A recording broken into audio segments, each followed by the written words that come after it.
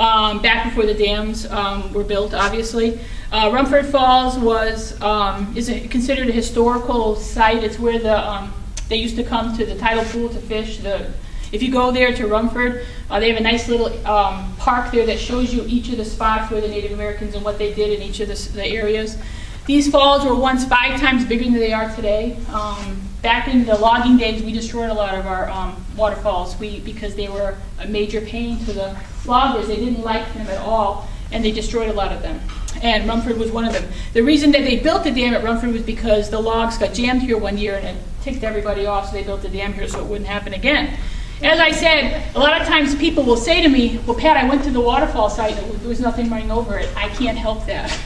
I don't control that.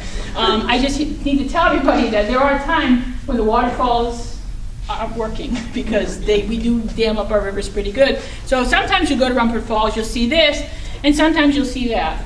And there's absolutely nothing I can do to change that. I really have got emails, guys, about people yelling at me because they went to the waterfall site and there was no water running over them. Sorry. It happens to all of us. Screw-Auger Falls. This is one of my favorite waterfalls. It's found in it's on the Bear River in Grafton Notch over in Newry, in that area. Absolutely worth going to trip over there. If you haven't been to the Notch, you need to go over. It's beautiful. These actually look, when it comes out, it actually looks like Screw-Auger when it comes out. These falls are also a lot larger, hated by the loggers, so they dynamited it, so it's a lot smaller than it was, but definitely worth a trip to go in and see these falls. Snow's Falls. Snow's Falls is the only cursed waterfall site that I could find in Maine. It's found on the Little Androscoggin River in West Paris. Molly Ockett, her corrupted name is the name of the town of Millinocket, was a Native American nurse. She was part of the Pequawket tribe.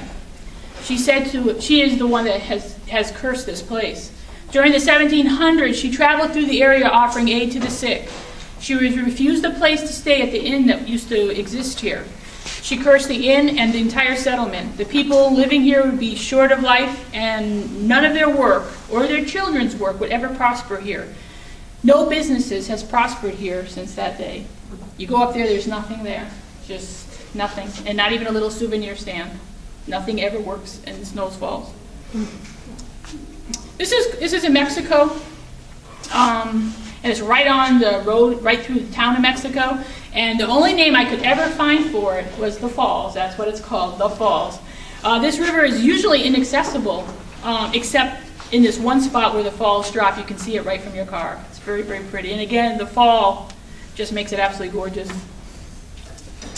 This is Bangor Falls, up in Bangor on the Penobscot River. Bangor and the Penobscot is a tidal river. And at one time, this was the best Atlantic salmon fishing spot in the world. We put dams up, as you can see the size of the dams are there, and all the Atlantic salmon went away. In 2005, the dams came down, and 81% of all Atlantic salmon found in Maine are found in this pool again. They did come back, so it's a success story. Just another picture of Bangor Falls. And the swirling, the tidal river goes back and forth, so the falls fall different ways. These are Dexter Falls in Dexter. This is right behind, this is right on Route 7, right behind that Abbott Mill. You guys go right by it, you can stop and walk behind the mill, and there's actually falls there. This is actually one of 16 falls found in Dexter. And they're all little tiny falls, but Dexter's a very hilly spot, and it's definitely worth going up and seeing. It's the East Branch of the Pleasant River Falls in Brownville Junction. I took this picture because across the street there is a ghost town called Hopstown that you can find. There used to be a mill here, and a little girl drowned here, and her ghost is said to have driven the town people away because she cries and she screams and she wants her parents. And the town disappeared there. The town no longer exists there, but you can go in and find a little store, you can find little houses and all sorts of things in that just across the street from this place. So this is Dover Falls, Dover Foxcroft. I like this picture. A lot of these are dams, so they're not as pretty as they used to be, but I want everyone to notice the fish ladder here on the side. That's where the fish have to learn to go in order to make it up the river. again, there's a lot of controversy about the fish that ends up getting killed in the turbines, and you hear a lot of these kinds of stories.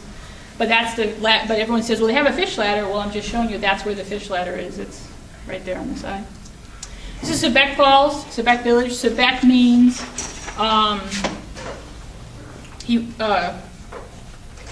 dark waters in Abenaki. Sebec used to be part of Hancock County, but then it became part of Piscataquis. So, these are Trafton Falls. These are found in Milo. I like this story. It's called Trafton Falls because it used to be owned by a man named Trafton, Mark Trafton. And the Native Americans were excellent, excellent river runners in their birch bark canoes. They could run pretty much any fall site that we had. There are some they couldn't, but most of them they could in their birch bark canoes. And they used to show off quite a bit to the European settlers. And the settlers didn't like that at all. They were very angry that they couldn't do the same as these Native American lads. And Mark Trafton got so sick and tired of seeing the Native Americans in the area run these falls, he decided that he could do it too. So he got his birch bark canoe, ran the falls, and was stuck on that island for 3 days before they could get to him because he turned over and couldn't get out. So he learned a valuable lesson there that you don't run the falls unless you know what you're doing. The Chops. This is the only extinct waterfall site in Maine. There's no picture of it because it doesn't exist anymore. But you can actually go to the place where this phenomena used to begin. 5,000 years ago, Native American legends tells of a point where the water flowed out of Merry Meeting Bay into the ocean. All 6 major Maine rivers flowed out of this spot. There are petroglyphs in the area that show the dangerous passage. You can actually go and see what the Native Americans say of this tale. And it was called the Quebec, which meant closed. And you can go and see the site, and it's right off Merry Meeting Bay Road, called the Chops. It's called the Chops Road. It's very easy to find, and it's just kind of a cool place where a waterfall used to exist. This is Topsham Falls, found in Topsham. Something catastrophic happened in this area. The ground, the older rocks are above the younger rocks. There was either a violent earthquake at one point, perhaps a volcanic eruption. Something caused the older rocks on the bottom to lay on top of the newer rocks here and created this waterfall.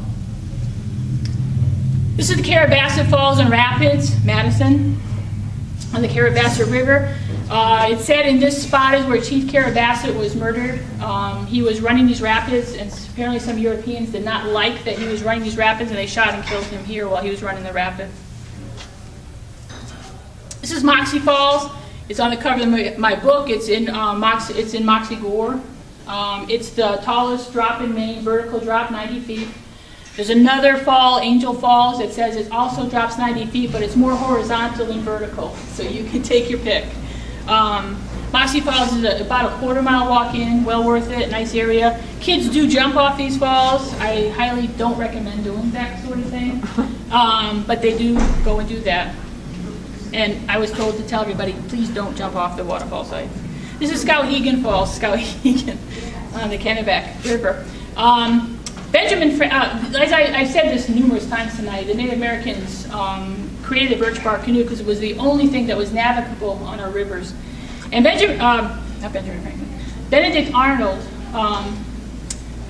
was commissioned to go up the Kennebec to Quebec to fight with the St. Francis Indians up there. And he decided that he knew best, and he had built greenwood bentos and float up the Kennebec to Skowhegan Falls, where they quickly all were totally destroyed. To this day, you can still find military artifacts all along the shores and all along the island that he was stuck in. He had to go through 3 whirlpools. In his diary, he says that these falls were 6 times a 6-foot man, and he could not go through them. So people say, well, what did he do? Well, he built birch bark canoes and continued the trip up to Kennebec with the birch bark canoes. These are great falls. These are found in the Piscatawag River in Belfast. These are the only falls right now that flow directly into the ocean. The cool thing about Belfast Bay is that I was actually doing a book signing down in Belfast, and I was telling them that every once in a while you'll hear a sonic boom out in Belfast Bay, and you can hear it even to this day. And nobody really knows what that is. We always thought it was like a plane going overhead or something of that sort. Well, what it is that Belfast Bay has the biggest methane pot marks in the world underneath Belfast Bay. It hasn't been created by oil, which is the big reason why it is. The only reason that it's there is because there's methane, a lot of methane underneath Belfast Bay. If it exploded, it'd be really big. And nobody knows why it exists under there. But that's why at times you'll hear actual sonic booms outside of Belfast Bay. It's these explosions that are occurring out in the bay. This is Machias Falls, Machias obviously, on the Machias River. It's about 6 miles from the Machias River. Machias means bad little falls. Even the Native Americans couldn't have these falls. These were portaged or carried out around. They're absolutely incredible. Right in the center, they have beautiful parks in Machias. Ever get a chance to go, I recommend going to Machias and seeing these wonderful falls. I have this on the side, still Machias Falls, but see that wood on the side? There's a new industry coming to Maine. It's called underwater logging. It's very profitable. Some of the wood that is on the side of the rivers and under the rivers themselves and the lakes in our area are better quality than the logs we have that were taken out today. Even though they've been under the water for hundreds of years, they're still better quality once they're dried out. It's becoming a big industry here. And very profitable because we left a lot of our wood because we had so much it didn't matter at the time, but it does now. So you're going to start hearing a lot about the underwater logging that's coming to Maine. It's been very profitable in other states. So I get a lot of questions about that. I don't know a lot about it, but it is coming here. This is Kaiser Falls in Parson Field. George Kaiser was a trader and a fur trader in these parts, and this whole entire gorge is named after him. And it's really beautiful to go up to Parsons Field and see this. It's right on the side of the river. You can't miss it. These are Limington Rips, and I end on this for one reason, is that this is where the whitewater rafters end up eventually after a long day whitewater rafting. And you can go and you can watch the whitewater rafters come down and laugh at them as they fall into the river. Because that's what happens. This is me. I went on the Kennebec River. This is Magic Falls in the Kennebec. And the kayaks at this day told us, do not run this. It is way too fast. But we, of course, had a big raft, right? Nothing's going to happen to us, right? Wrong. We fell into the Kennebec River and went about 4 miles down before they could pick us up again. Again, we still don't listen to those people in the kayaks and the birch bark canoes. We still think we can run these rapids, and we can't. But it is fun to do. So in summary, since the beginning of time, nature has always been a source of awe, inspiration, even terror to humans. Waterfalls give us all those feelings. These are magical places, but they're just one moment in geologic time. They will someday no longer exist. In Maine, where the forests seemed to extend forever, the clear, fast-rushing water was the only way to travel through our state. Visiting these sites are incredible, but remember, they are natural regions and can be dangerous. Enjoy your search for Maine waterfalls. I thank you for your time. And are there any questions? Yes? Where did you say the underwater logs were?